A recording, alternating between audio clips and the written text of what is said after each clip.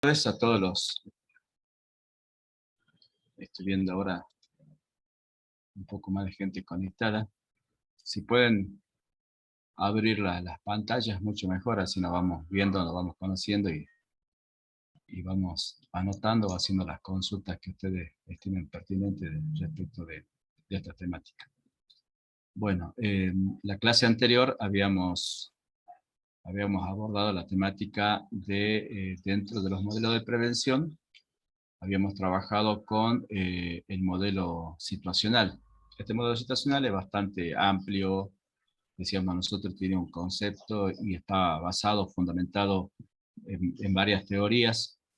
Habíamos explicado las características de este modelo prevencional basado en el ambiente, en el espacio. Y bueno, ya habíamos abordado una o dos, creo, teorías que las vamos a retomar ahora. Así que bueno, vamos a trabajar sobre eso y vamos a terminar hoy con este modelo situacional y ya en la próxima clase vamos a abordar los últimos dos modelos que quedan prevencionales, que son los que me interesan, con los cuales ustedes van a trabajar en los trabajos prácticos y ojalá, bueno, sea, digamos, el inicio en cuanto a los conocimientos conceptuales, procedimentales que ustedes van a utilizar para trabajar en sus respectivas carreras ya como profesionales de la seguridad. Así que bueno, voy a compartir las diapositivas para que nos vayamos ilustrando.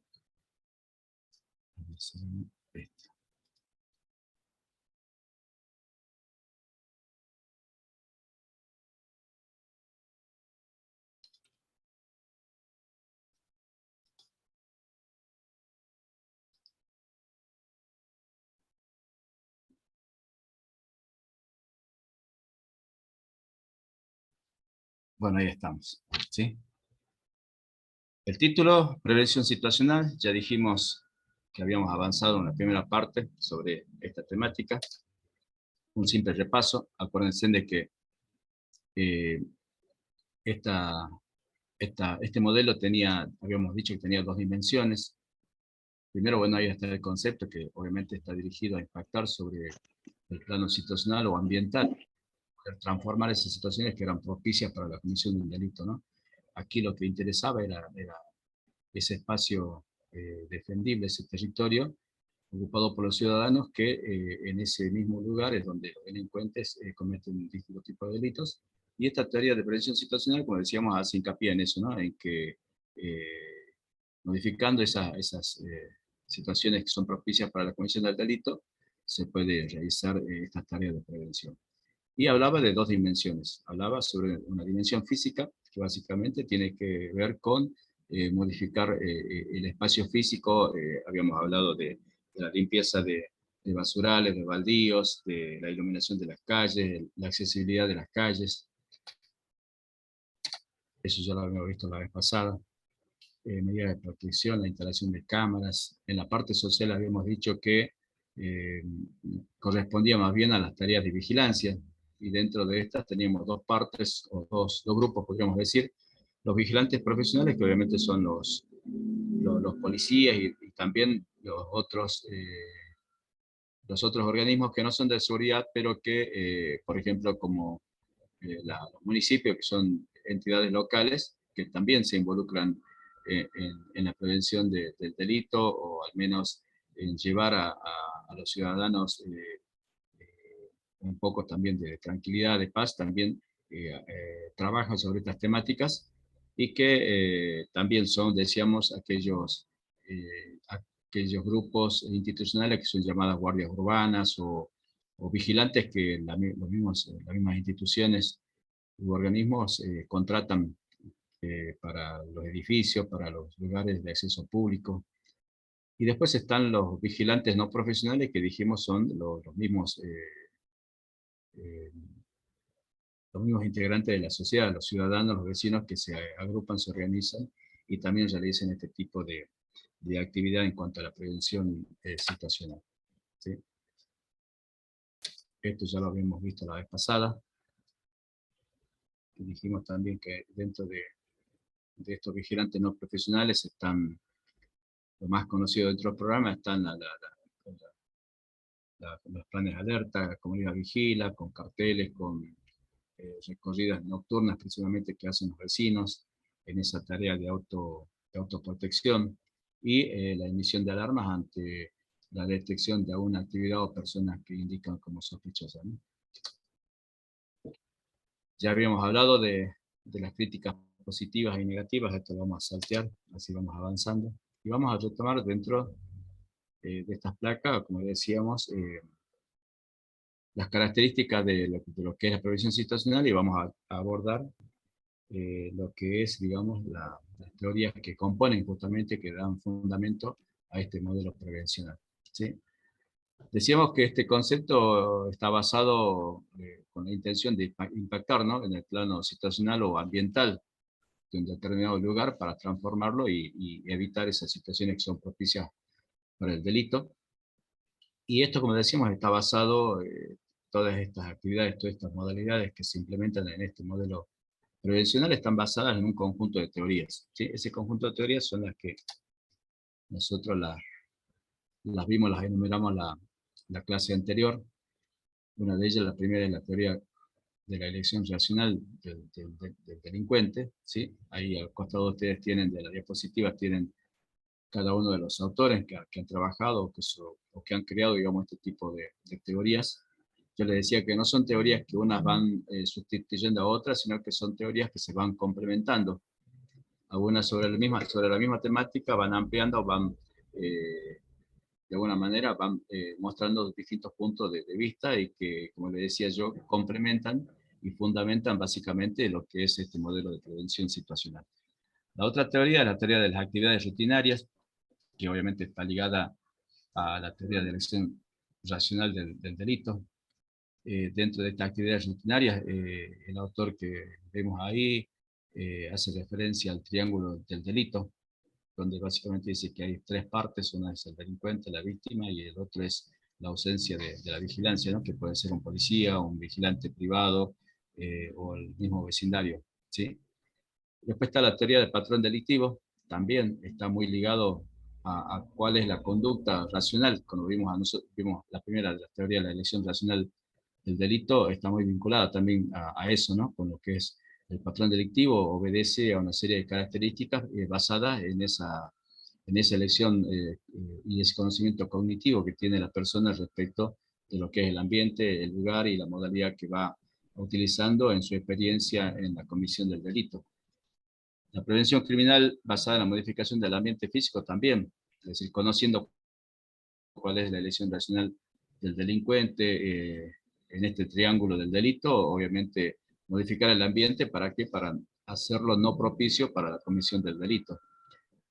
Esta teoría está muy ligada a la teoría del espacio defendible. Si nosotros hablamos de la prevención criminal a través de modificar el ambiente físico, la otra pata, digamos, de la prevención sería la teoría del espacio defendible, es decir, qué hace la sociedad, qué hacen los ciudadanos, los vecinos, para que con ese ambiente, modificando el ambiente y modificando la conducta de ellos, puedan lograr lo que se llama un espacio defendible, ¿no? Es decir, eh, modificar las condiciones estructurales de los edificios, de las calles, de las plazas, y a eso agregarle lo que es el control y la responsabilidad que hay sobre ese espacio territorial, es decir, apropiarse de ese territorio para hacerlo un espacio defendible.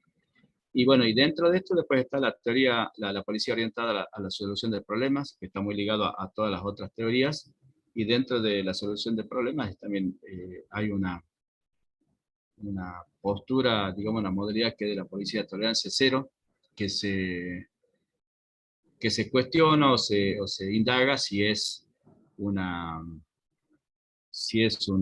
exageración, digamos, o al contrario, es la utilización al máximo de estas dos teorías, de la policía orientada a la solución de problemas y la teoría del espacio defendido.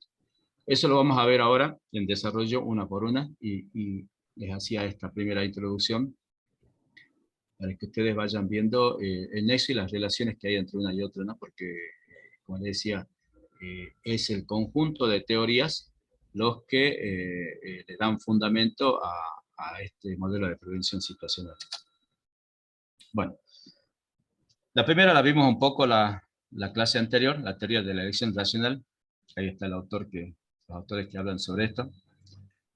Habla de que, refiere a que eh, las personas que cometen el delito lo hacen a través de un proceso cognitivo que es igual al resto de las personas, ¿sí? Tienen el mismo tipo de razonamiento que cualquier persona. Eh, ¿Qué hacen las personas que cometen delitos? Buscan, obviamente, beneficiarse con ese comportamiento delictivo, ¿sí? Como lo puede hacer cualquier otra persona. Por ejemplo, si estamos hablando de un comerciante, el comerciante, ¿cuál es su razonamiento lógico que hace? Si yo vendo más zapatos, más zapatillas, obviamente voy a obtener mayor ganancia. Ese es el razonamiento que realiza esta persona. Bueno, el delincuente hace lo mismo. Cometo el delito, cometo la actividad delictual, ¿para qué? Para beneficiarme con el producto de esa actividad ilícita, ¿no? Y en esa, en esa elección racional, obviamente tiene en cuenta lo que se llama costo-beneficio, cuáles son los castigos y recompensas que puede tener esta persona en ese accionar delictivo. Es decir, los castigos que puede ser que sea detenido, que sea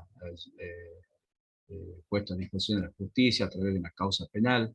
La recompensa, ¿cuál es? Obviamente es el objetivo que persigue, cuál es el bien que está buscando, cuál es el bien que le significa la atracción y le va a significar un beneficio en cuanto a lo que busca, ¿no? Así que bueno, la forma de incidir sobre este aspecto en cuanto a la elección racional del delincuente es incidir sobre el espacio físico y ambiente para tornarlo más seguro, es decir, hacerlo más riesgoso, hacerlo más inconveniente para el delincuente y obviamente menos beneficioso, ¿no? La otra teoría, la otra teoría es teoría de las actividades rutinarias. Estos autores que mostramos allí hacen referencia y mostraban que el aumento de las mejoras económicas, el aumento del bienestar de una persona, de una sociedad, no trae consigo la disminución del delito, sino más bien que es al revés. Dice, hay una paradoja, dice, si bien hay un aumento del bienestar, hay un aumento de mejoras económicas que puede traducirse en una menor necesidad, digamos, de los integrantes de la sociedad. Esto no es así. Que dice que no hay una relación directa entre estas dos cosas, entre la delincuencia y el mejor bienestar de las personas. Eso lo notó en distintos lugares donde vio que justamente mientras más se incrementaba el bienestar de las personas, también el delito se incrementaba. Entonces, estos autores dicen que, bueno, que los cambios que se producen dentro de una sociedad, esos cambios estructurales, en lo relativo a las actividades que realizan las personas, los hábitos, las acciones diarias que realizan estas personas son las que incrementan a la delincuencia. Da un ejemplo, dice que, por ejemplo, en países modernos, dice que donde hay mayor desarrollo, donde hay mayor cantidad de empleo, donde en esos empleos justamente las personas deben salir de su casa, trasladarse hacia los lugares de trabajo, por allí, por el auge, por el desarrollo mismo de esa sociedad, lo hacen a lugares más distantes, que genera, así en forma general, el bienestar de todas las personas. Esto a su vez dice que también ese bienestar, ese progreso, esa mejora, a su vez genera en forma paralela a lo que es la aparición del delito, ¿no? Y él habla de que, bueno, en ese momento paralelo existen tres partes fundamentales y habla en lo que refiere a el triángulo del delito, ¿sí? En el triángulo del delito, bueno, dice que justamente hay un delincuente motivado. Ese delincuente, como decíamos, si lo vamos vinculando con las otras teorías, es el que hace la elección racional del delito, es decir, hace una evaluación costo-beneficio, ¿sí? Y por eso hablamos de delincuente motivado, porque encuentra justamente dentro de ese razonamiento que hace, encuentra justamente motivaciones para cometer el delito, elige una víctima y a esa víctima elige obviamente cuál es el objetivo, qué es lo que lleva a esa persona que hace que tenga un beneficio en ese accionar delictivo. Si vemos, si recordamos nosotros, acá lo que ocurre en Salta, por allí vemos que los motochorros, por ejemplo, ¿cuál es el objetivo que persigue? Busca las víctimas. ¿Cuáles son las víctimas? Son los niños, las mujeres, los ancianos. ¿Y cuál es el objetivo que persigue? El celular, la cartera, ¿sí? Y después dice que en ese triángulo de delincuente, víctima, en la tercera pata, la tercera parte, es la ausencia del guardián eficaz, ¿sí? La ausencia de la vigilancia que puede evitar ese delito. Es decir, que pueda ser dificultosa, puede ser más costosa, puede ser más riesgosa la intervención de ese delincuente motivado, ¿sí? Bueno, acá lo vemos un poco más amplio. En este triángulo del delito decíamos que hay una víctima y un objetivo, ¿sí? La víctima es la persona que ha sido perjudicada, que ha sido afectada por la comisión de este delito. El objetivo es lo que lleva a esta persona, lo que es valioso, lo que es atractivo, lo que es lo que busca, digamos, el delincuente, y es de acuerdo al valor que le da esta persona. Después decíamos está el infractor, o sea, el delincuente, es la persona que, digamos, que es la que tiene esa motivación y la que tiene la intención de cometer el delito, y que lo hace y que se motiva, como decíamos, en esa elección racional que hace, está motivado por las características espaciales, ambientales, que le resultan propicias en un determinado lugar, en un determinado momento, le resultan propicias para cometer ese delito. ¿Qué hace? A través de la elección racional del delito, piensa, razona y hace una elección costo-beneficio y todo lo demás que dijimos, cuál es la actividad riesgosa, los beneficios y todo lo demás, y sopesa todo eso, y es cuando se motiva para cometer ese delito. Como le decíamos, eso se da dentro de un espacio y de un momento determinado, ¿sí? En los contextos puede ser un contexto económico, puede ser, por ejemplo, lo que decíamos nosotros en la clase anterior, por ejemplo, en las peatonales, las actividades comerciales que llevan a una aglomeración de personas, en las paradas de colectivos, en todos esos lugares. Entonces ese es el espacio o el ambiente propicio para la comisión del delito, ¿sí? Y entonces, bueno, estas personas aprovechan esas situaciones para cometerlo, ¿no? En eventos sociales podríamos poner, por ejemplo, lo que ocurre en los boliches durante la noche, digamos, personas que muchas veces no van a divertirse, sino muchas veces van a aprovechar justamente también la densidad que hay dentro de los salones que están en las pistas que le llaman, y bueno, y aprovechan también para cometer ese tipo de delitos. Bueno, espacios físicos reducidos, lo mismo, oscuros. Por eso la prevención situacional busca uno de los que siempre piden los vecinos en los foros vecinales, es la iluminación de las calles, es el desmalezamiento de los baldíos y todas esas cuestiones que hacen que justamente lo tornen propicio al contexto para que el delincuente motivado pueda cometer ese delito, ¿no? Bueno, en este triángulo del delito decíamos, hay una recompensa para el delincuente, pero también hay un esfuerzo y hay un riesgo. Entonces, en esa evaluación hace esa evaluación costo-beneficio, y bueno, y es cuando la persona decide cometer el delito. Y después la tercera parte decíamos que es el vigilante guardián. El vigilante o guardián puede ser el policía, es decir, la institución que está destinada específicamente para brindar seguridad a todos los ciudadanos. Puede ser un contralor, si estamos hablando de un contralor, por ejemplo, una persona que está encargada en determinado lugar, ¿sí? O bien el contralor puede ser la misma persona que va acompañando a la víctima, ¿sí? Por ejemplo, si es un niño, decíamos que la víctima puede ser un niño que lleve un celular, o un joven adolescente, o una mujer anciana. Si va acompañada de otra persona, ese es el contralor que tiene que tener el cuidado, digamos, sobre esta persona. Y bueno, y el responsable es, como decíamos, si tenemos un shopping, un negocio, siempre hay un responsable que está encargado de esas actividades, de la seguridad del lugar, y bueno, todas estas personas serían el conjunto de lo que llamamos nosotros el vigilante guardián de ese espacio, ¿no? La otra teoría, y bueno, y acá ya empezamos con la tercera de las teorías, y esta no la habíamos visto ya en la clase anterior,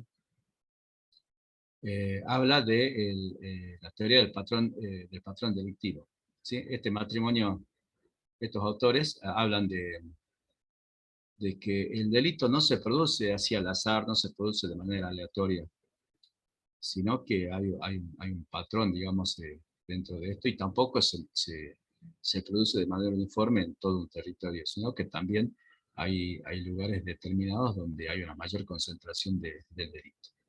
Y en cuanto a los objetivos también dice que no siempre, no son cualquiera, sino que son aquellos que son victimizados repetidamente. Dábamos el ejemplo de los motochorros. Los motochorros, primero, ¿cuáles son los objetos que eligen? Eso dijimos, carteras y celulares. Y los lugares que eligen, bueno, algunos acá hablamos de lugares de gran concentración de la delincuencia. ¿Cuáles son los lugares de gran concentración de delincuencia acá en Salta Capital? Obviamente, ¿cuáles son para los motochorros? ¿Cuáles son? Son las avenidas de rápida circulación, las avenidas donde no hay muchos semáforos, donde son más anchas, donde tienen espacios, accesos y lugares para darse la fuga.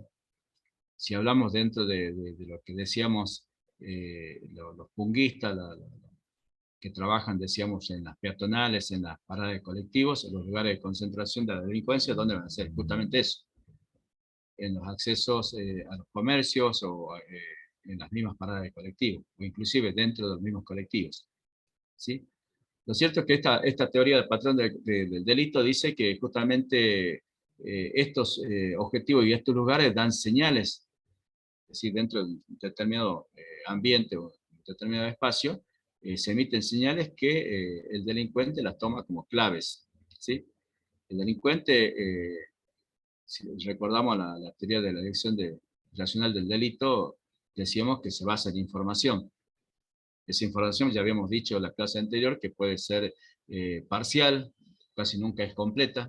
Eso de acuerdo al tiempo que tiene para hacerse de esa información y también a la capacidad y a la disponibilidad de esa información. Entonces, con esa información, ¿qué hace? Localiza e identifica sus objetivos. Es decir, dónde están ubicados damos por ejemplo, seguimos el ejemplo de los motochorros, dónde están ubicados estos objetivos, ¿sí? Y están ubicados generalmente por la gente que pasa, que circula en forma peatonal, desaprensiva, por allí, o descuidada, digamos, manejando el celular en la vía pública, mostrándolas, digamos, exhibiéndolas a las personas sin ningún cuidado. Esa información es una de las claves que le sirve al delincuente para cometer el delito. ¿Dónde lo está haciendo? Lo está haciendo justamente sobre una avenida que es bastante fácil para circular, es de fácil acceso, de fácil salida. Bueno, esas claves, más la experiencia que tiene la persona que va a cometer el delito, porque no es la primera vez que por allí lo va a realizar, sino que ya lo ha realizado de distintas maneras, justamente hace que cree un modelo del objetivo perfecto, es decir, crea lo que se llama un método de intervención. Nosotros le llamamos el modus operandi, cómo opera esta persona, ¿sí? Cómo opera esta persona en determinados delitos. Entonces, eso es lo que nosotros tenemos que tener en cuenta dentro de esta teoría, justamente para poder hacer la prevención utilizando este modelo situacional, ¿no? Eh, en esto, como decíamos, los delincuentes creando ese modus operandi hace que trabaja justamente sobre la víctima. ¿Cuáles son las características atractivas que tiene la víctima? ¿Sí? Decíamos hombres, niños, ancianos, mujeres. Y estas personas víctimas se encuentran, digamos, cercanos, es decir, no están lejos de lo que es el delincuente, de lo que es el ámbito del delincuente.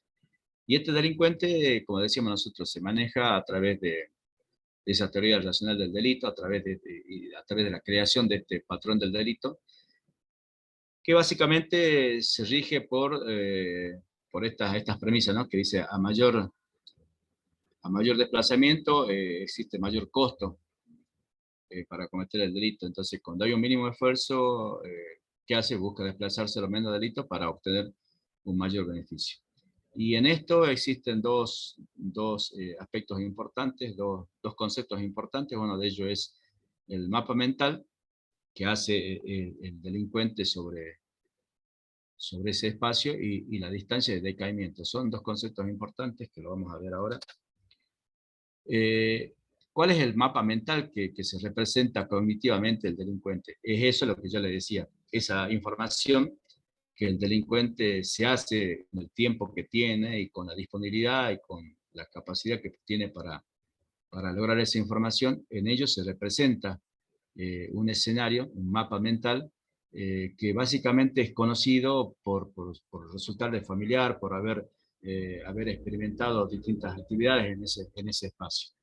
Bueno, sobre ese mapa mental, la teoría es que el delincuente, en esa premisa de hacer el mínimo esfuerzo porque el desplazamiento mayor le significa mayores costos, ¿qué hace? Comete el delito en estos espacios, en estos mapas mentales, que se lo representan a él cognitivamente, y que dice que a mayor distancia de su domicilio disminuye la actividad delictual por parte de estas personas, por parte de este delincuente.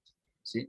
Estas teorías, mucho se trabaja en cuanto al análisis del delito, es decir, cuando se buscan patrones delictivos, se busca un perfil de delincuente, se trabaja justamente con esto.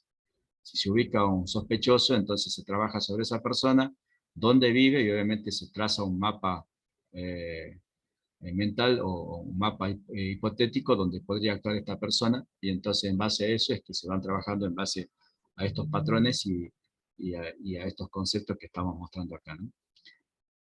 Es decir, que el delincuente, como decíamos a un principio, el delincuente el delito no se comete de manera azarosa, de manera fortuita o aleatoria, digamos, en un determinado lugar.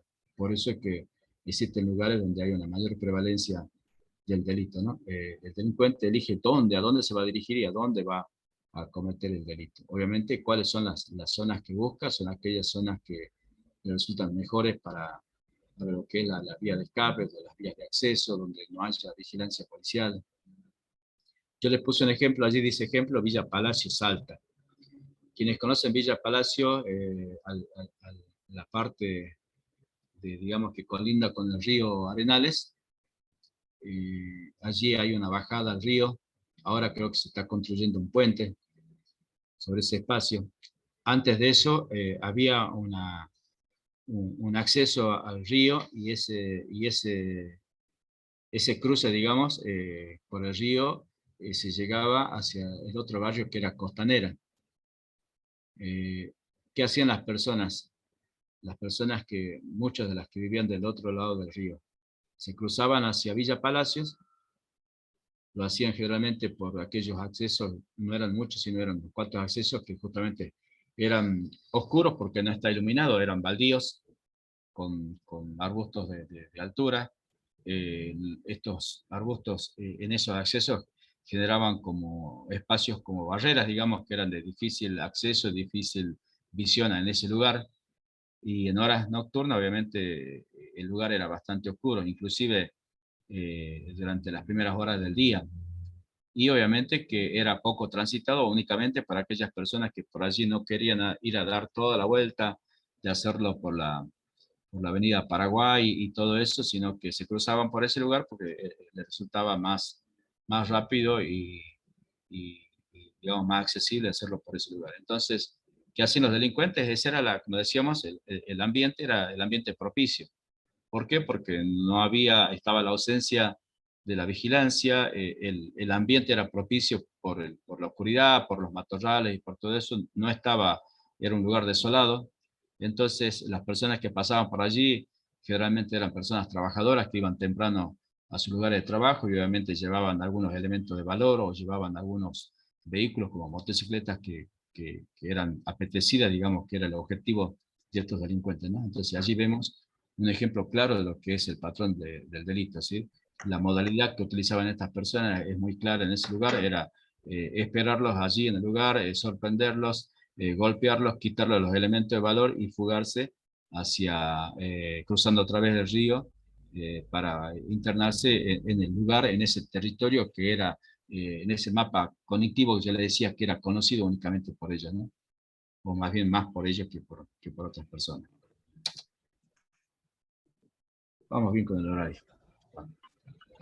La otra teoría es la prevención criminal basada en la modificación del ambiente físico. ¿Sí? Si una de las características que dimos nosotros del modelo situacional era justamente incidir sobre el espacio, sobre el ambiente para hacer prevención, justamente esta teoría está basada en eso. ¿Cómo modificamos el ambiente físico para tornarlo más seguro? ¿Sí? esta teoría dice eso, ¿no? De que modificando el diseño ambiental se puede lograr la prevención del delito. Hay dos conceptos que habla esta autora, Jean Jacob, habla de los conceptos de ojo de la calle y el uso de la tierra, dice. El ojo de la calle es tornar justamente más visible los edificios, los lugares donde están las personas para que justamente para que el delincuente pueda ser visto. Y eso obviamente dificulta la actividad o la intención delictiva de estas personas, para que las personas que están dentro del edificio también puedan tener mayor accesibilidad hacia afuera, hacia la calle, y también para que las personas que transitan por el lugar, también, como por eso se llama ojos en la calle, para que esas personas también puedan ver a cualquier persona sospechosa o que tiene esa actitud o intención de querer cometer el delito. Entonces, bueno, y ese es el concepto de ojo de la calle, y lo que es el uso de la tierra es que justamente ese diseño ambiental que puede ser modificado,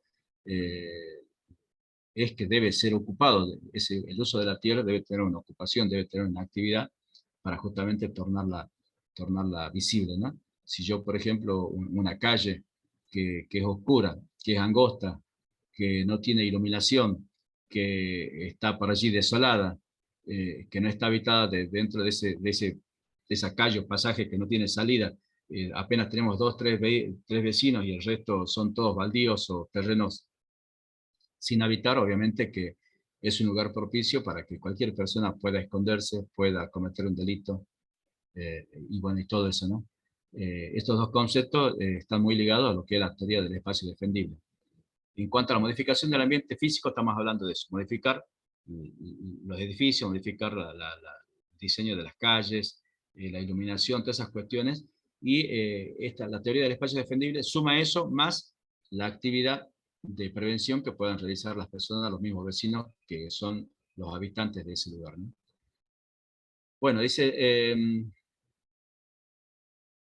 que esta teoría dice, bueno, que los delitos contra las residencias son más defendibles mediante la orientación de los edificios hacia la calle, ¿sí? Es decir, por ejemplo, eh, si yo construyo un edificio, tengo que lograr que la mayor parte, digamos, del edificio sea lo más visible hacia el público, hacia las personas que transitan por el lugar. Eh, y obviamente que habla de hacerlo visible, de que se diferencia entre lo que es la parte pública, lo que es la parte privada, y habla también lo importante de colocar espacios al aire libre dentro de estas construcciones, ¿no? Y dice que habla de la creación de estos edificios, estas edificaciones dentro de lo que son las áreas de uso intensivo. Esta teoría tiene eh, cuatro principios básicos, podríamos decirlo, que uno de ellos es promover la vigilancia natural, ¿sí? ¿Cuál es la idea? Es que uno pueda ver y pueda ser visto al mismo tiempo. Uno pueda ver lo que sucede en el entorno y pueda ser visto a aquellas personas que tienen la intención de cometer el delito, ¿sí? No solo por la persona que vive adentro, sino por las personas que transitan en el lugar. Por eso el concepto de ojos de la calle y el uso que se le da a ese espacio físico, ¿sí? El otro dice fomentar el control natural de los accesos. Si hablábamos de modificar el ambiente a través de una construcción, por ejemplo, la idea es esa, ¿no? Apropiarse del territorio mediante el uso cotidiano y el control de acceso. Si yo voy a crear un edificio, eh, a ver, creo que todos conocemos el supermercado Jumbo, ¿sí? Todo el predio del supermercado Jumbo. Ustedes vieron el diseño que tiene ese predio. Fíjense que lo importante acá es cómo ese edificio está todo cercado, pero está cercado a la vez que está cercado, que brinda seguridad, también permite la visión desde afuera hacia adentro y desde adentro hacia afuera. Tiene las iluminaciones correctas, fíjense que no tiene árboles ni arbustos en lugares que a ellos les sirve como para dirigir el acceso de las personas y obviamente para restringirlos también. Eh, eh, el diseño que tiene es crear desniveles. En las partes que sí le interesa están hechos los arbustos para que las personas no puedan ver hacia el fondo. Si ustedes conocen este supermercado, todo el frente es visible y es iluminado durante la noche. Y toda la parte posterior, que es la parte que no quiere que se vea eh, hacia el público, restringe a través de la poca iluminación, a través de la creación de arbustos, de un montón de situaciones que justamente en la parte de atrás es donde está la actividad administrativa y logística que se hace de ese edificio. Y ha dirigido los accesos, fíjense, en todo hacia la parte de enfrente. No hay ningún acceso hacia la parte posterior. Si ustedes ven, está el acceso sobre calle, creo que se llama Niceto La Torre, hay una entrada de vehículos, la otra es sobre la avenida Sarmiento, y había una tercera que era sobre la avenida Arenales, que ahora está clausurada. Eso es lo que habla de fomentar el control natural de acceso, ¿sí? Eso lo podemos hacer con rejas, lo podemos hacer con arboleda, lo podemos hacer con arbustos, con una serie digamos, de diseños físicos que me permitan a mí cercar y aparte dirigir lo que es el control de acceso. ¿Para qué? Para que todas las personas de forma cotidiana se manejen e ingresen por un mismo lugar, ¿no? Lo otro es se habla de reforzar la identidad con el espacio, ¿sí? Hay otra, vamos a ver más adelante, la teoría del espacio defendible, que hace referencia a esto también, hace referencia al sentido de identidad que nosotros podamos tener, y es lo que vimos nosotros también dentro de lo que vimos el concepto de territorialidad, ¿sí? Nosotros decíamos que sobre un determinado espacio nosotros tenemos que tener ese concepto de territorialidad, es decir, de posesión, de control, de identificación con ese espacio. Bueno, acá habla lo mismo, ¿sí? Reforzar la identidad con ese espacio es, yo a este barrio lo hago mío, ¿sí? Voy a crear señales, voy a crear un monolito, voy a crear una plaza, voy a crear una estatua, algo que me va a representar a mí dentro de lo que es el ciudadano de un determinado barrio o de un determinado sector poblacional. La otra parte dice diseñar, gestionar y mantener esos espacios, ¿sí? Acá hace referencia al mantenimiento que se puede hacer sobre el espacio, sobre ese territorio, y la imagen que debe darse justamente a eso, ¿no? Esto genera un impacto, esto genera cohesión social, genera un sentimiento de seguridad, y todo esto, y toda esto lo que se va creando, digamos, que va generando esa cohesión social, hay que mantenerla y hay que sostenerla en el tiempo, ¿no? Porque, por ejemplo, dice diseñar, gestionar y mantener espacios. Supongamos que en un baldío, hablamos de un baldío como un lugar donde se cometen una serie de hechos delictivos, donde es frecuente, inclusive yéndonos a esta teoría, que es un lugar propicio para la comisión del delito, donde está el delincuente motivado, donde no había presencia policial y todas esas cuestiones. De repente los vecinos en esa cohesión social, en esa necesidad de autoprotegerse, de gestionar la seguridad para ellos, ese baldío lo pueden limpiar, lo pueden transformar en una plaza. Y en esa plaza, si yo, por ejemplo, puedo poner juegos, puedo poner árboles para descansar, para tener sombra en ese lugar. Y habla del mantenimiento. Si yo a esos juegos no los mantengo, porque los juegos van a ser obviamente ideales para que en esa territorialidad que nosotros, ese control y esa apropiación que queremos hacer de ese lugar, no lo sostenemos, se rompen o lo rompemos a los juegos, obviamente la gente no va a ir a ese lugar, no lo va a tomar como propio, no va a hacer mantenimiento de actividades en ese lugar. Porque ¿qué lo va a hacer? Lo va a abandonar, ¿sí? Lo mismo, si tenemos árboles y no los podamos, o la plaza no la podamos en cuanto al pasto, al césped que queramos poner allí, y de repente en vez de tener pasto tenemos arbustos altos que obstaculizan la visión de las lámparas que tenemos en ese lugar, obviamente que lo vamos a tornar un espacio propicio para la comisión del delito, ¿no?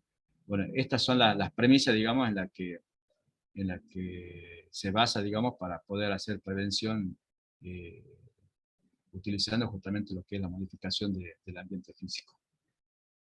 ¿Hasta aquí vamos entendiendo bien o tenemos alguna duda o alguna acotación? ¿Sí? Bien, bien, me parece bien. Socobar, Perrone, Franco, ¿quién más está por ahí? Sí, vamos bien. Licenciado, una consulta con relación a la modificación de los espacios. Digamos, esto por lo general sí se ve en los que son barrios privados, en tipo country, o ahí en Granbur, abajo de la escuela del Colegio Juan Pablo. Sí. ¿Hay alguna política pública que, digamos, esté basada en eso, en lo que dice usted, en transformar los baldíos, en modificar los espacios verdes para más, iluminarlos mejor, digamos? Si el Estado digamos, tiene algún proyecto o un área, digamos, que se focalice en ese tipo de obras, porque Yo, yo esto lo vi en la parte privada, nomás sí lo vi, sí, que se sí. implementa, pero en la parte pública no lo vi. Dentro de la parte privada, obviamente, sí, estos conceptos en cuanto a los arquitectos, en cuanto a los ingenieros, lo tienen bien presente, más cuando se trata de crear estos barrios privados. Fíjense en estos barrios privados, si usted ve, ¿cómo se llama el barrio que está acá en el acceso a Salta? Eh, Valle Escondido se llama, ¿que no? Fíjense que los mismos, la misma geografía, el mismo relieve hace de contención, justamente atendiendo a, a cómo controlar naturalmente los accesos. Y los accesos los hace a través de portales que son que son amplios, son bien iluminados. Fíjense, ustedes van a ver que además de los alambrados, que permite ver hacia adentro, también va a ver que permite ver hacia afuera y que en determinados lugares sí están cercados por arbustos o por árboles. Y la iluminación obviamente es en todo el perímetro. Todo eso responde a esto. Eso yo sí lo vi, obviamente, lo vimos, se lo ve mucho en todos los country, en todos estos barrios privados que hay, y más aún los que están surgiendo, porque cada vez aparecen mucho más, aquellos que tienen esa intención clara de urbanizarlo lo más pronto posible, ¿no? Porque hay algunas organizaciones que usted ve, hacen el trazado de las calles, ponen unos cuantos postes de luz y ya eh, parcializan el terreno y lo fraccionan y comienzan a venderlo. No, estamos hablando de aquellos que sí tienen todo un diseño completo y en todos los casos se ve eso. ¿Sí? Ahora en la parte pública, por allí no, acá por lo menos en Salta no conozco sinceramente, podría hablar mal si es que decir que no lo hay, pero no los conozco, pero tampoco se ve. Tampoco se ve ese tipo de medidas. Sí, por ejemplo, si nosotros nos remitimos a muchos años atrás, cuando fue creado, por ejemplo, Castañares o grupos de Castañares, el 233 es uno de los primeros que están pegados, digamos, a la parte posterior del predio de la UNSA. Ustedes van a ver allí que ese barrio ha sido construido con una cantidad enorme de pasajes, donde las calles son angostas, donde hay calles que desembocan en una plazoleta y que no tienen salida, sino dando vuelta a la plazoleta y volviendo a salir por el mismo lugar. Tiene pasillos peatonales de difícil acceso, es más, en vehículos es imposible. Eh, y una serie de factores que ustedes ven que lo tornan para una persona que quiera cometer un delito, lo torna ideal, porque es fácil de esconderse, es fácil de escaparse, es de difícil acceso para la autoridad que tiene que controlar o vigilar ese lugar. ¿Cómo hace para circular por medio de los pasillos? Lo tiene que hacer en forma peatonal. Una serie de medidas que obviamente son difíciles para la situación, o sea, son propicias para la comisión de delito.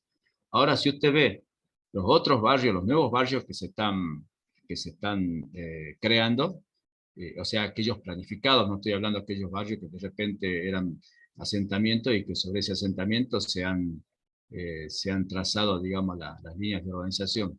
Inclusive aún así, si usted ve, por ejemplo, Solidaridad, La avenida principal busca eso, busca tener una iluminación bastante apropiada, busca tener espacios bastante amplios, visibles, eh, pero sobre los lugares donde no hay digamos, un diseño previo de la organización y han sido asentamientos, generalmente se ve ese tipo de irregularidad en cuanto a la construcción. Y obviamente yo hice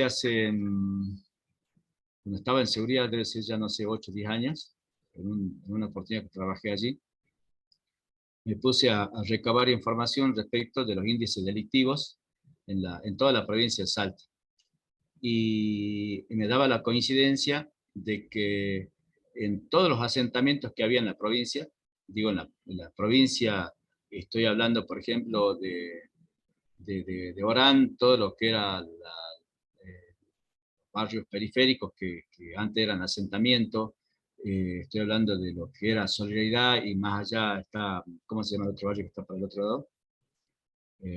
Primera Junta y no sé qué más había más al fondo. En todos esos lugares que eran asentamientos, no recuerdo qué otro más por detrás de lo que era Parque La Vega y todo eso, la coincidencia era que en todos esos lugares la tasa de delito era mayor en ese lugar que en el resto de otros sectores poblacionales. Esto yo hice una comparación en toda la provincia, ¿no? Y me daba eso, justamente que en todos los casos era mayor el delito en esos lugares que en los otros. ¿Sí? Y obviamente, como decía, uno de los factores que incide es justamente eso, el diseño urbanístico que tenemos en el lugar. ¿Sí? Pero les reitero, no conozco. Se ve por allí algunas modificaciones que hay, por ejemplo, en determinadas eh, avenidas o calles donde están cambiando por decir las luces, quizá por una cuestión económica, pero también por un lado que son más, tienen un mayor poder lumínico, digamos, las luces LED que están cambiando en muchos de los lugares, ¿no? Eso, o bueno, por allí la ampliación, fíjese ahora las ampliaciones de estos barrios que se están construyendo acá en el Huayco, que se están construyendo en Pereira Rosa, fíjense, ahí sí usted ve un diseño urbanístico donde justamente las calles, las avenidas son amplias, hay avenidas cada, no sé, cada 3, 4 cuadras ya hay una avenida, otras que cruzan, hay espacios verdes, es decir, allí sí podemos decir que dentro de todo ese diseño, digamos, no es ya lo que era antes, ¿sí? Donde antes no se tenía en cuenta para nada esas cuestiones, ¿no? Pero si hay una política escrita, o como le digo, o algún modelo urbanístico así diseñado por parte de la municipalidad, que digamos que es el ente que regula acá, digamos, la ciudad de Salta, por lo menos no lo conozco, ¿no? Bueno, le decía lo anterior, a ver, voy a volver a lo anterior. Le decía esto, la prevención basada en la modificación del ambiente físico, yo le decía que es el espacio físico con el cual estamos hablando. Y la otra parte, yo le decía que es justamente es qué es lo que hace el vecino, qué es lo que hace el residente del lugar en ese espacio, ¿sí? Y eso hace referencia a la teoría del espacio defendible, ¿sí? Este autor que está allí dice que el diseño arquitectónico, que es lo que vimos nosotros, modificando justamente ese diseño arquitectónico que podemos hacer prevención, dice el diseño arquitectónico y ambiental, dice que juegan un papel crucial en el aumento o en la disminución del delito. Pero no es solo eso.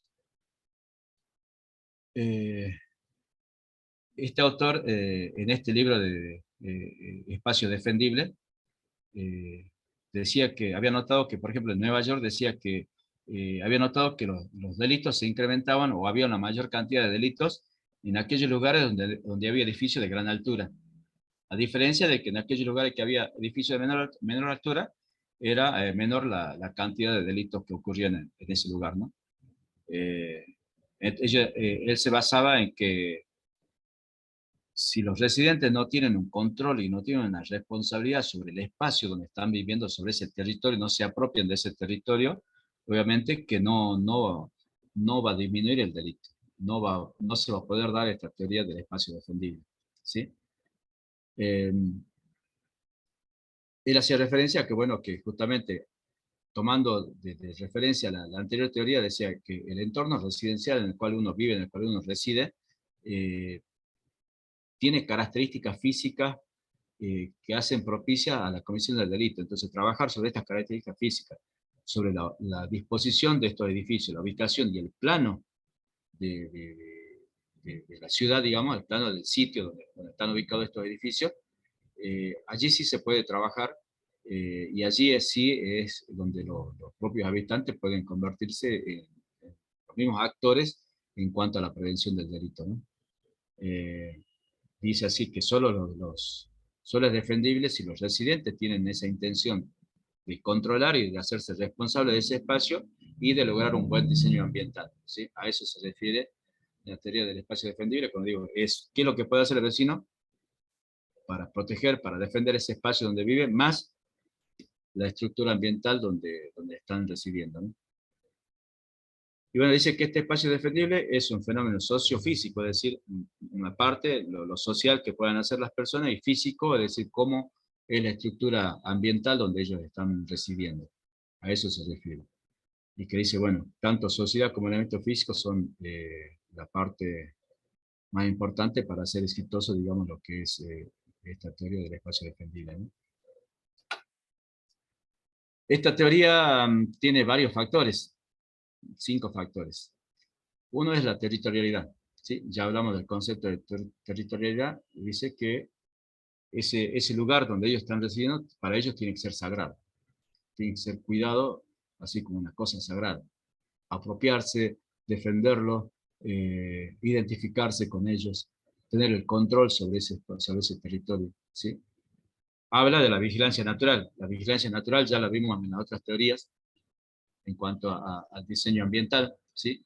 Que esta vigilancia natural, lo que tenemos que hacer es que se pueda ver todo lo que sucede.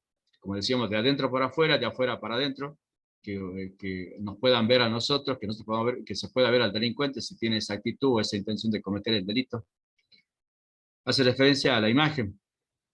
La imagen del lugar donde estamos viviendo también tiene que ser una imagen que brinde una sensación de seguridad, con iluminación, con la limpieza de los espacios baldíos, con el desmalezamiento, con el podado de los árboles que son coposos, que puedan de alguna manera obstaculizar la humedad de las calles.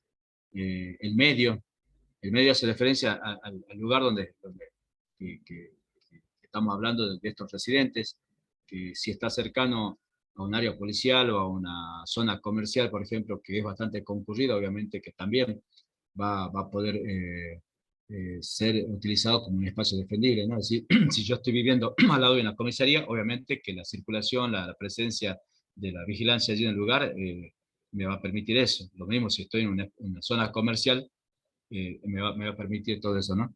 Y después dice áreas contiguas seguras, son, por ejemplo, si yo estoy viviendo en determinado territorio, en determinado espacio geográfico, y de repente, por ejemplo, puedo tener otro al lado, donde también tiene las mismas características, también los vecinos están organizados, también tienen un diseño ambiental que me brinda seguridad, que es bastante iluminado, todas esas cuestiones, entonces hace referencia a eso, ¿no? Que yo puedo tener fondos colindantes que también son bien cuidados, y entonces me favorece a este concepto de lo que es el espacio defendible, ¿no? Ahora, se imaginan si yo pongo un country y de repente el fondo del country da a un lugar donde es lugar de residencia de personas que cometen delitos, que es un lugar que no está urbanizado, que no hay luz, que no hay, no se permite o no hay el trazado de calles y bueno, y todas esas cuestiones, obviamente que no va a ser, digamos, este concepto de áreas contiguas seguras, ¿no? La otra teoría dice es la policía orientada a la solución de problemas, ¿sí? Ya vamos a terminar, ¿sí? Vamos a llegar bien. Bueno, acá las premisas, ¿cuáles son?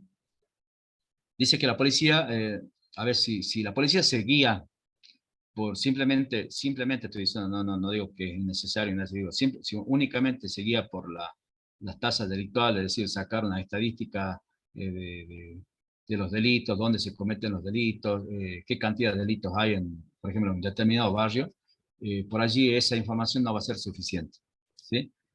Porque la policía dentro de ese barrio puede tener problemas muy específicos que están de alguna manera significando un inconveniente, una situación de preocupación o una sensación de inseguridad para el vecino, ¿sí? O sea que cuando hablamos de problemas no solo nos vamos a referir al hecho delictivo, porque sabemos que inclusive las estadísticas no son completas, que siempre hay una cifra negra, que muchos delitos no se denuncian, por allí menos los delitos que se cometen dentro de un hogar. Entonces, por allí, cuando hablamos de problemas específicos, no solo nos vamos a referir a cuestiones de ocurrencia de delitos, sino también a cualquier tipo de situación, como le decía yo, que pueda significar un inconveniente, un perjuicio o una sensación de inseguridad para el vecino, ¿sí? La otra premisa es que dice la policía más consciente de los problemas y los métodos de intervención. Es decir, eh, saber saber cuáles son esos tipos de problemas. En un barrio puede haber, en una manzana, en una calle puede haber un problema muy específico. Entonces el policía tiene que ser más consciente de lo que está pasando en ese lugar, en su jurisdicción, y saber cuál es justamente el método de intervención más adecuado para poder resolver esas cuestiones. Porque la cuestión se trata de eso. Como dice policía orientada a la solución de problemas, no es recibirle solo la denuncia, darle intervención judicial a la fiscalía y tomar las medidas que la fiscalía dispone, no, sino que es adentrarse a ese problema y centrarse, no estar centrado en los medios. Es decir, si yo tengo, por ejemplo, voy a dar el caso de un hurto o un robo, ¿cuál es el procedimiento? Eso está escrito en el Código Procesal Penal. ¿Sí? La recepción de la denuncia, eh, la, la, las averiguaciones, todo lo demás que conlleva, digamos, el proceso penal, pero sí, el policía no debe estar enfocado solo en eso, en el proceso, es decir, en los medios, sino debe estar enfocado en los fines, es decir, en el resultado.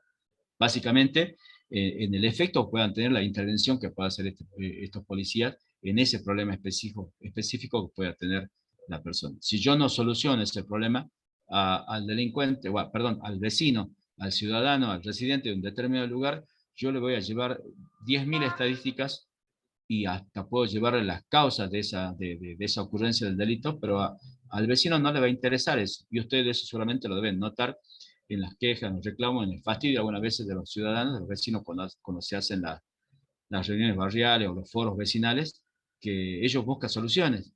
No buscan por allí o poco les puede interesar qué cantidad de delitos o qué porcentaje son mayores, menores, no, les interesa que les solucionen los problemas que ellos están sufriendo y en los cuales ellos están afectados. A eso se refiere la policía orientada a la solución de problemas. ¿Sí?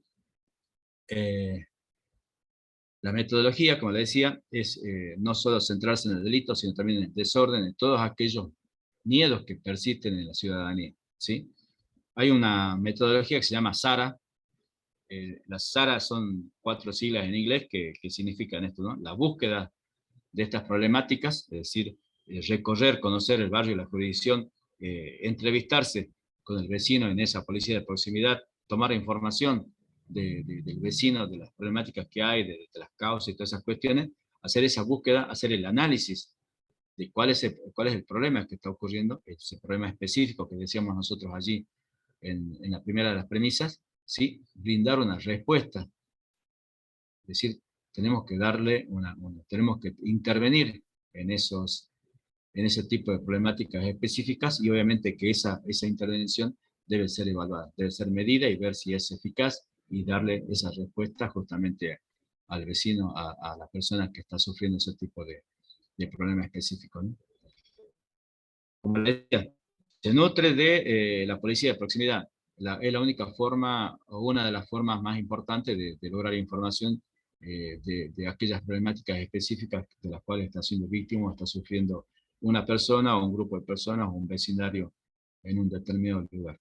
¿Sí? Y obviamente que esta policía de proximidad no solo se nutre de información criminal, sino que también hace que la actividad policial sea justamente eh, menos criticada, que sea se logre más confianza, que sea más transparente en cuanto a las decisiones y a las acciones que realiza la policía. Si el vecino le está diciendo, mire, acá de noche se reúnen personas que cometen delitos, grupos antagónicos que todas las noches se enfrentan, que tiran piedras, que rompen las ventanas de las casas y qué sé yo, sobre esa información la policía toma la decisión y acciona patrullando por el lugar, todas esas cuestiones las hace más transparente a la policía. Hace que el vecino va a decir, no, la policía no viene a provocar a nadie, viene a defendernos, viene a cuidar al vecino. ¿Sí?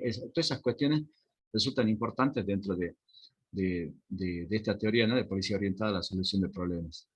¿Sí?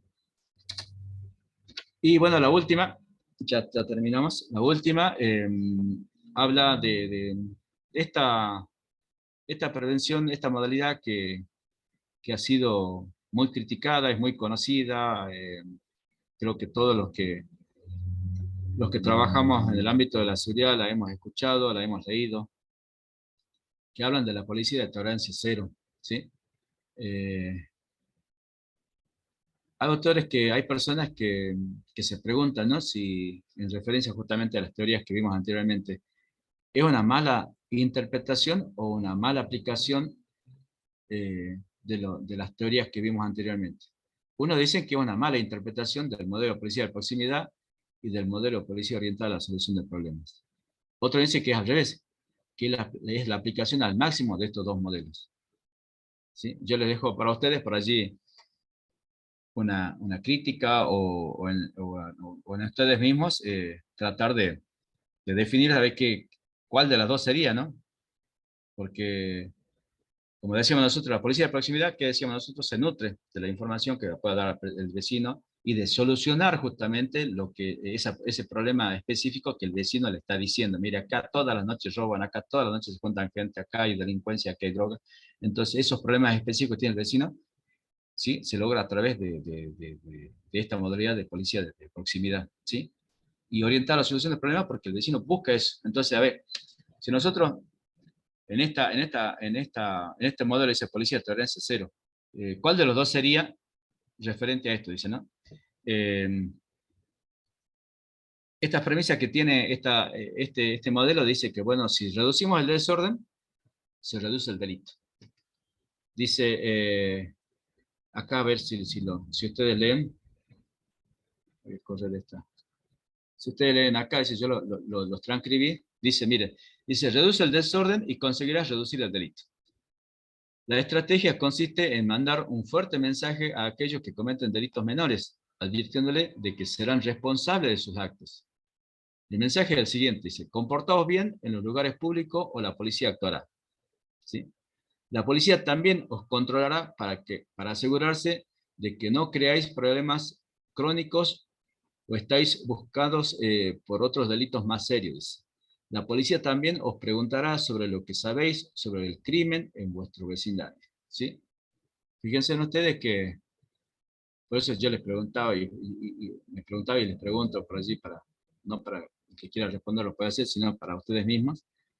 Es una mala interpretación, una exageración, digamos, desviada o una aplicación al máximo de estos dos modelos. ¿Sí? Hay una teoría y una aplicación de las ventanas rotas que decía, ¿no?, que si nosotros tenemos un vecindario y en ese vecindario hay una ventana rota y esa ventana no se arregla, lo más seguro es que vengan otras personas y tiren piedras sobre las ventanas que están sanas y terminen rompiendo el resto de las ventanas que estaban allí. ¿Sí? Entonces, esta teoría dice, no, tenemos que actuar antes de que se cometan hechos mayores. Es decir, atendemos a todos los delitos, a todas las infracciones menores para que no puedan ocurrir, para prevenir hechos mayores. ¿Sí? Por eso habla de tolerancia cero y de intervenir en todos los casos. Por eso habla de tolerancia cero, ¿no? Pero por eso dice, ¿qué es? Para ustedes, ¿es una mala interpretación de estas dos teorías o es una aplicación al máximo de esta, ¿no? Bueno, hay críticas de un lado, hay críticas del otro. Lo cierto es que en un determinado tiempo el delito bajó al 50%, pero obviamente no fue sostenido en el tiempo, ¿no? Así que bueno, es una crítica y es una pregunta que se hace sobre este modelo, ¿no? Pero bueno, sí podemos decir que tuvo efecto en corto tiempo, quizás no fue sostenido en el mediano y largo plazo, pero bueno, a eso refiere esta teoría o esta modalidad, digamos, de policía de tolerancia cero. Obviamente, si ustedes ven ese mensaje, no sé, parece amenazante, digamos, no solo al delincuente, sino a todas las personas, porque no solo habla de aquel que no comete el delito, sino a aquellos que están en la calle, que se le va a preguntar, se le va a indagar todas esas cuestiones. No sé si resulta en estos tiempos, creo que no resulta viable, digamos, ¿no? Pero bueno, por eso se habla, ¿no? ¿Qué es una mala interpretación o una aplicación al máximo de estos modelos. Bueno, de esta policía de tolerancia cero hay mucho para leer, de las otras teorías también un montón. Mi idea no es que ustedes las estudien en detalle, sino que tengan los conceptos básicos de esto, porque sobre eso es justamente donde se puede armar la prevención. Esa era la idea, no era, el estudio lo hacen los criminólogos de estas teorías. Lo que me interesa a mí es el concepto de cada uno de los modelos y obviamente los fundamentos, que son estas teorías que a grandes rasgos uno le está mostrando, ¿no? Así que bueno, esa es la idea. Sobre estas ideas, sobre estos conceptos, ustedes justamente tienen que ir armando ese trabajo práctico número 2, que es justamente diseñar un esquema de prevención integral. Bueno, hasta acá llegamos. La próxima clase vamos a tener, vamos a abordar la prevención social y la prevención comunitaria, y vamos a ir terminando, digamos, con esta sesión 2, y vamos ya a avanzar a la próxima, la tercera, que ya va a ser la última. Eh, les, les informo que, bueno, sobre el trabajo, sobre la actividad 1, digamos, que era hacer un diagnóstico, eso lo voy a empezar a corregir. Les decía, eso va a servir de base para, para el trabajo práctico número 2, que es el trabajo que tiene que hacer ya el diseño integral de una prevención integral.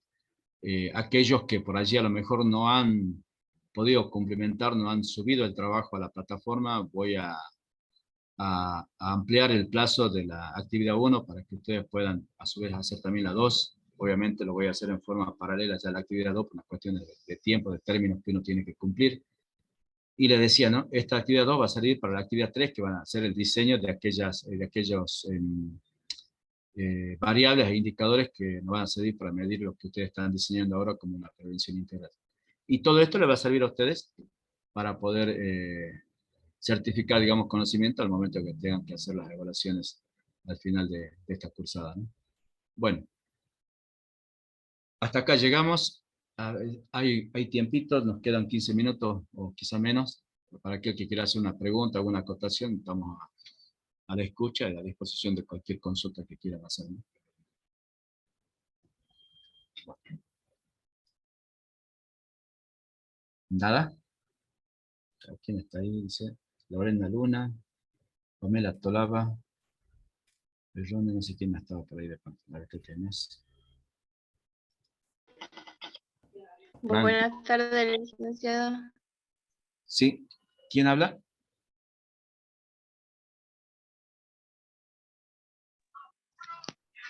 Buenas tardes, licenciado. Mi nombre es Pamela Tolava. Sí, la escucho.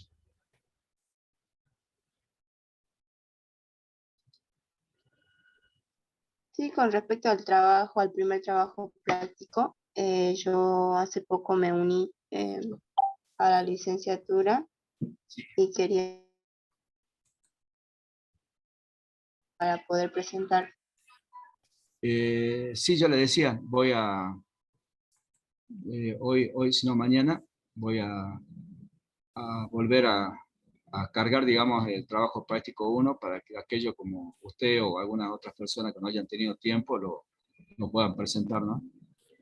Así que bueno, eso lo vamos a hacer ahora, atendiendo a que he visto que hay muchas personas que no han subido el trabajo práctico por allí, a lo mejor en cuestión de tiempo, o como usted, a lo mejor que se ha iniciado después de que han empezado las clases o esta actividad académica. Así que sí, lo vamos a hacer atendiendo a esta, como decía, que hay muchas personas que no han subido el trabajo y bueno, y atendiendo también a que todos trabajan y todos tenemos otras actividades fuera este, de este estudio, ¿no? Así que sí lo vamos a hacer. Bueno, ¿quién dice Chocobar? Ah, bueno, gracias Chocobar. Chocobar es espectacular la clase. Bueno, muchísimas gracias. ¿Alguien más?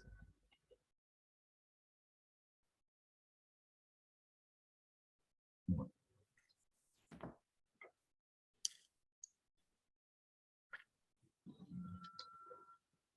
Muy bien, entonces, ahora recién estoy viendo todos acá.